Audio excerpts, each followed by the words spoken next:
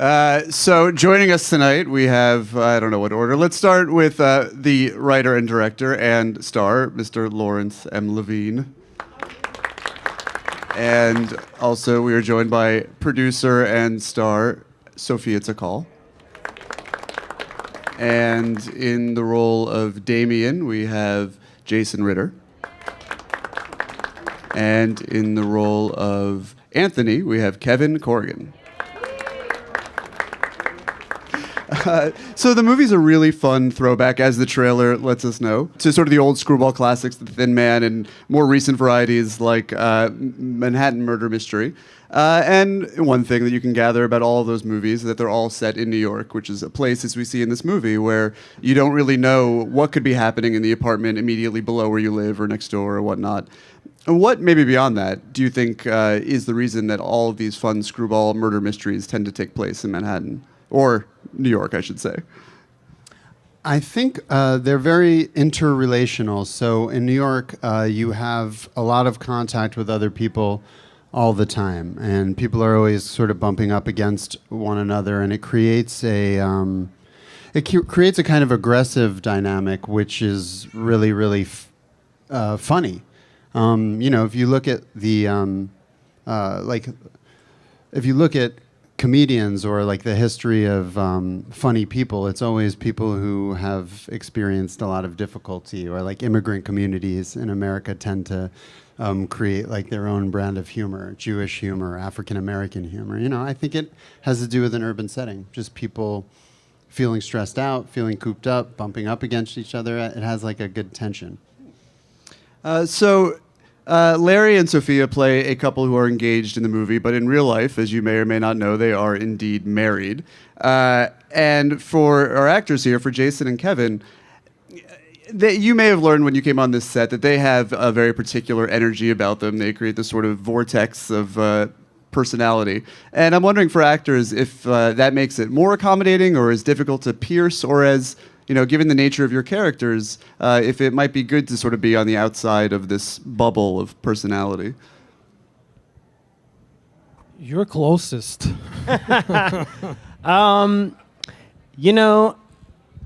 That situation can be a real nightmare. Not even with couples, but just with, I guess especially with couples. You can have all of a sudden the job titles kind of get fuzzy and people are taking over for the other person, and now two people are running the ship and manipulating each other, and it can get real dicey. But these guys were really amazing. They were so professional. A lot of times couples can take the shorthand that they use in private with each other and just use it in a professional situation and snap at each other and manipulate each other and do all that fun stuff. But this was amazing. They both had a clear idea of the movie that they were making, and they both were working at different angles to make it happen, and it was really a lot of fun. They're two great people. So.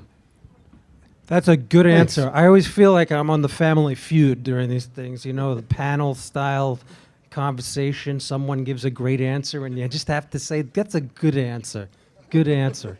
You agree they're great people? You don't have a different take on that? Yes, but I already knew them. I kind of had a sense of their aura as a couple, and it was, I being in a long-term relationship of my own, I completely understand the vibe, and I think they're really good at being married.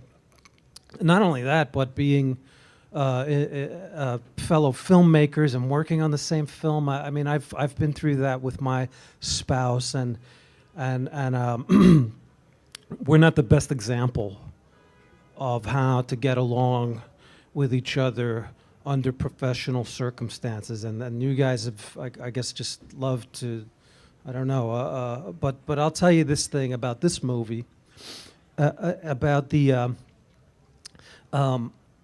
heightened reality of the situations they find themselves in.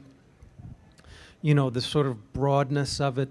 But I think it's a well-modulated film where there's sort of realistic performances within the confines of this sort of genre framework, and I find that at the end of it, at the end of all these situations where, Larry's character just doesn't want to acknowledge this, this setup. It's like let's just forget about it, and the way Sophia. I'm sorry, I'm not referring to you by your characters' names, but she says, no, we have to get to the bottom of this. And by the end of it, there's this a great moment of truth between them, where they, I guess, are happy that they went to the trouble that they went to, and there's something very truthful about it, even though the circumstances and the style of the movie is very Woody Allen-ish or whatever, very broad. It actually is an excellent path towards a very sincere message at the end about being married. I don't know how many people here are married, or I imagine there's a few. I mean, is that not the way it really is, that fight they get into? I don't know if people here have seen the film, but... Okay. But, I mean, just the trailer But- gives you some idea of... Yeah.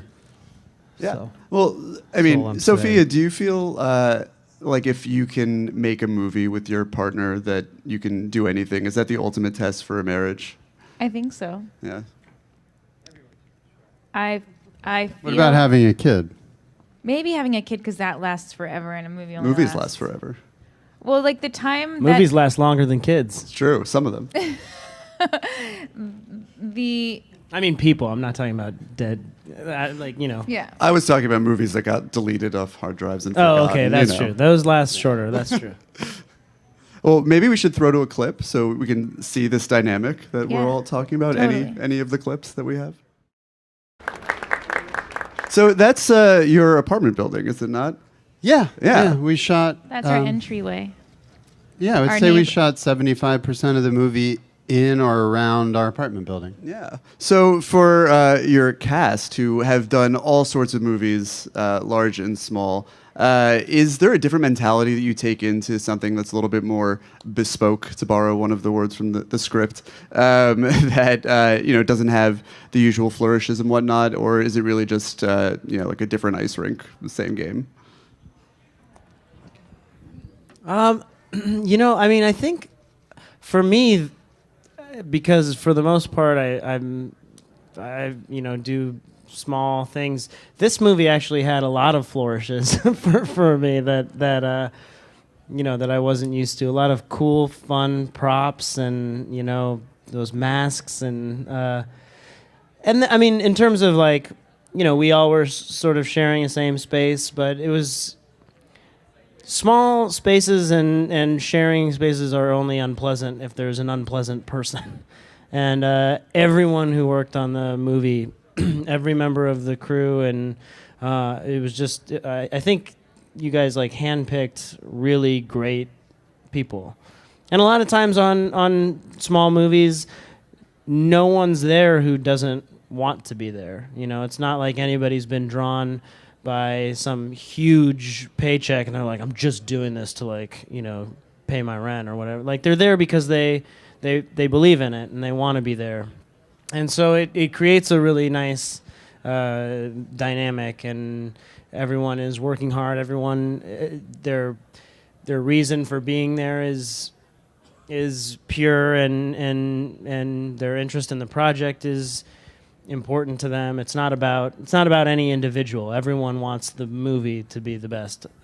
So it was great. It was small, but yeah, you were small with friends. So Yeah, Sophia's philosophy. Sophia is a great producer, which maybe a lot of people don't know, or they're know her as an actress. But her philosophies for production were really important, and she really wanted to have people that we could trust and people that we kind of knew, because every single person on the set, down to the grips, are influencing the movie in ways that aren't apparent to the audience. You know, like if you have a grip who's showing up late a lot, has a bad attitude, that kind of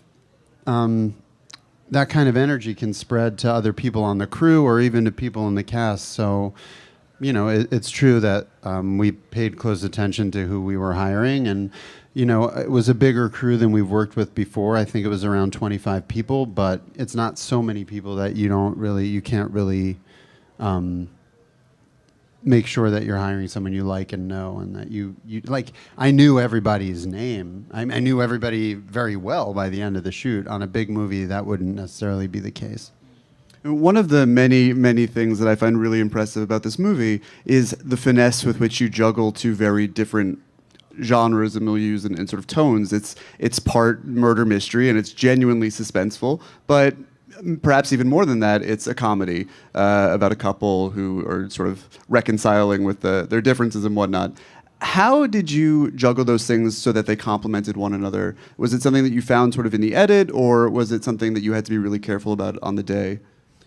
It was very hard, and that was like the single biggest challenge in the edit, because I was feeling it out as I went along. We didn't have any time to reshoot, and if I had time to reshoot, I might have reshot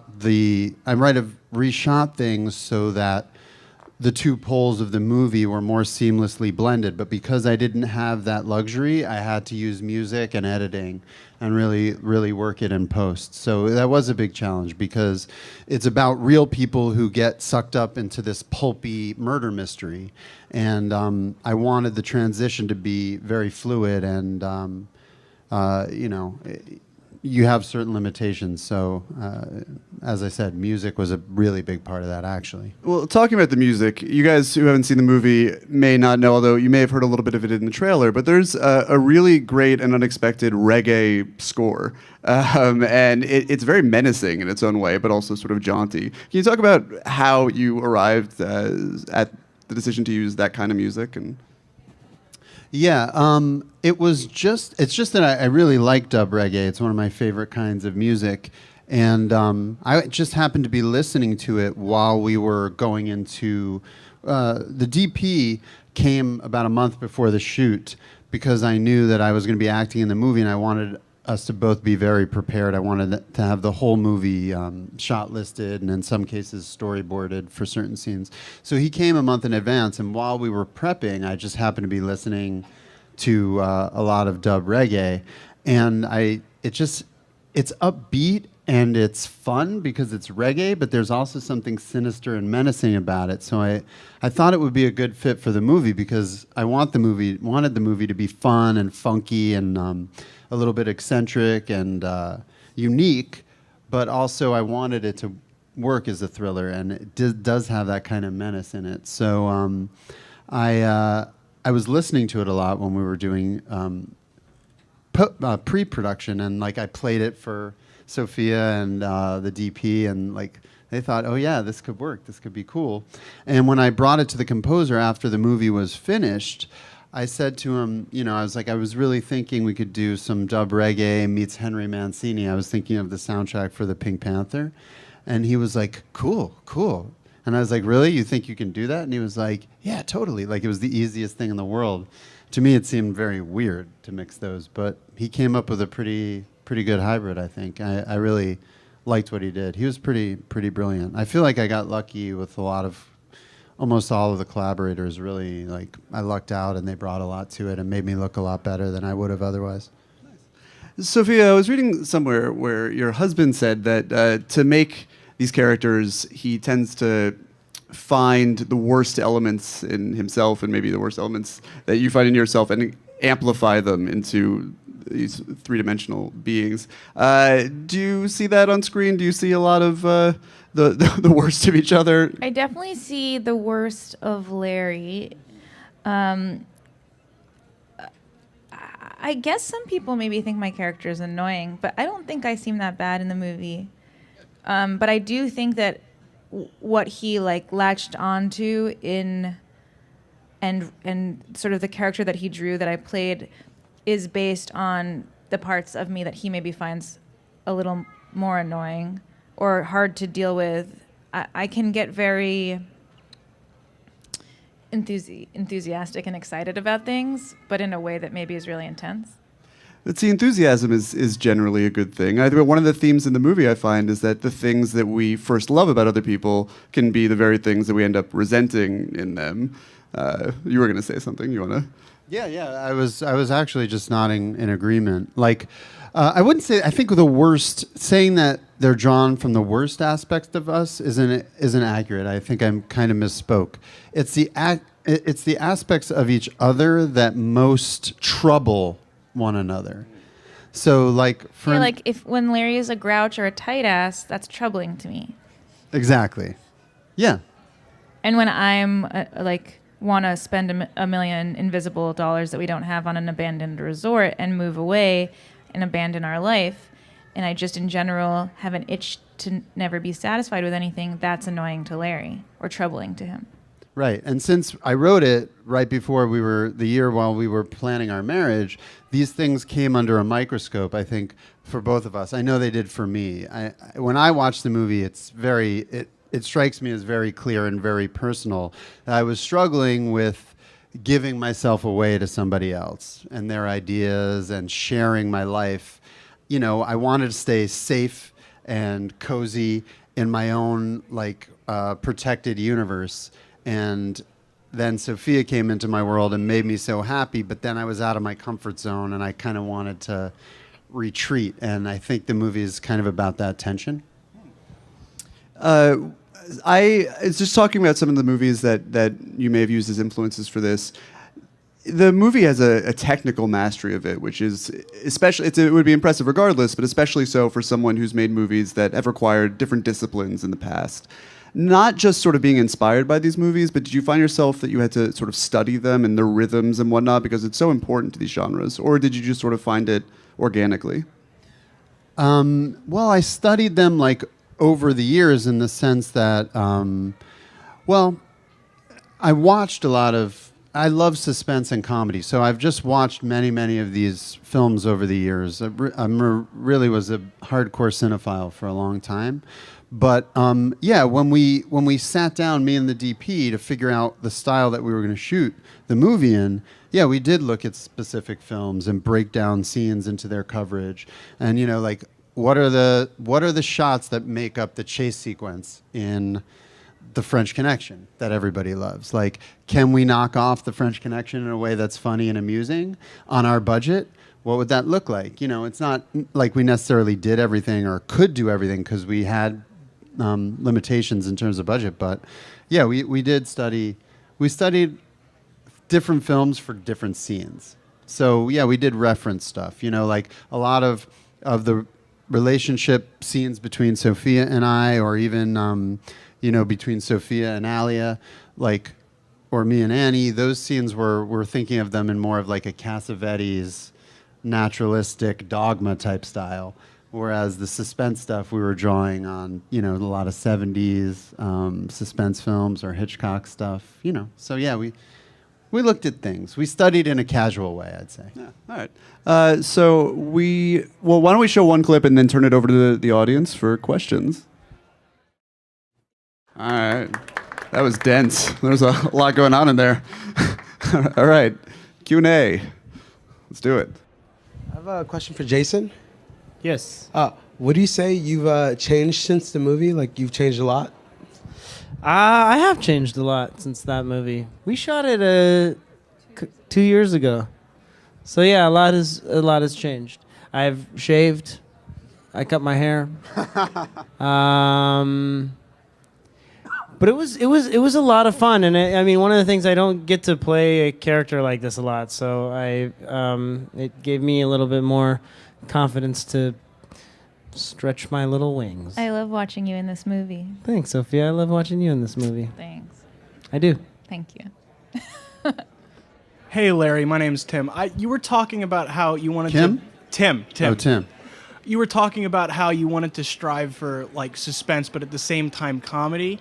And were there certain times where you'd rather have one than the other, or was it always a middle ground you were going for throughout the entire film? No, I had a fundamental vibe of comedy that I wanted. So that was the main thing. That was always more important. But if it could be suspenseful too, one kind of fed the other, because the more heightened the circumstances were, or the more in danger the characters are, like for some reason the more funny it was anyway. So they didn't work against each other in the case of this film. They helped each other. So I'm looking forward to seeing this film. Where can I see it and when? Can I say? Yeah, sure. It opens tomorrow at IFC Center, and it's playing for a week there. And it's also available on video on demand and on iTunes starting tomorrow. Excellent, thank you. So not to cause any conflict at home, you mentioned Can't Woody Allen. wait for this. No, it's fine. You mentioned Woody Allen-esque. He worked with with Diane Keaton and Mia Farrow in their relationships. Cassavetes worked with Gina Rowlands. Do you see yourselves always working together? Larry, would it be a possibility that if Sophia is available for a film to cast, you may not cast her if she's not We right fight for the about part? this a lot. Okay. Yeah. And It's would really you mostly maybe not take the imaginary, because part? I don't know if I'll ever be able to make another film again, period, with her or not. So It's What were you really, gonna say? I could give you an honest answer if you want one. It's really hard to make movies, and it's really hard to raise money for movies, and a lot of times you have to cast famous people in the movies to get the money, and so that's a big it was a conversation we had about this movie. We didn't know if we were going to be in it the whole time, and then we decided to, and now we sort of are at this place where we have no money to put into our own movies, and we don't have any friends and family that we can ask for money again. So it's become a conversation that we're having of just like, what do we do now? Do we keep making sacrifices, personal and financial sacrifices, to keep putting ourselves in movies together? Or do we try to cast people where maybe we can convince other people to give us money, strangers to give us money to make the movie? But Yeah. I really like working with Larry, and if he wanted to cast me in everything, I'd be so happy. And I would, every time I'm in a movie, I try to be less difficult than the last one. yeah, I mean, we'd love to work together. It's really fun, but you're not always in control of those things. Is there anything next planned so far? I know you guys were saying it's a little hard to struggle to doing right now, but do you have anything you have in your head gestating that you want to like really roll with, or is there something like in stone set, or just something setting in your head? I just directed a movie that Larry wrote and acted in called Always Shine. I shot it last fall in Big Sur, California, and hopefully I'll finish that. Someone's editing it now. And we're writing a lot of scripts and trying to figure out what we need to make the next movie. Yeah, other stuff. What are you guys up to? Promoting Wild Canaries, Cool. which everyone should see. It's really good. Awesome. And everyone should see your next movies too, because you guys are people to watch. Mark my words. What's the next movie called? The one you shot in Big Sur? Always Shine. Always Shine. It's a dark psychological thriller about ladies. And Kevin's in a movie called Results, which was just at Sundance and is excellent, and he is excellent in it. So I will. Well, thanks. It's called Wild Canaries. It's really, really wonderful. There's a big fan. It opens tomorrow at the IFC Center and on iTunes and all sorts of VOD platforms. Really don't miss it, and they can make more of them. Thank Thank you so Thank much for you. coming.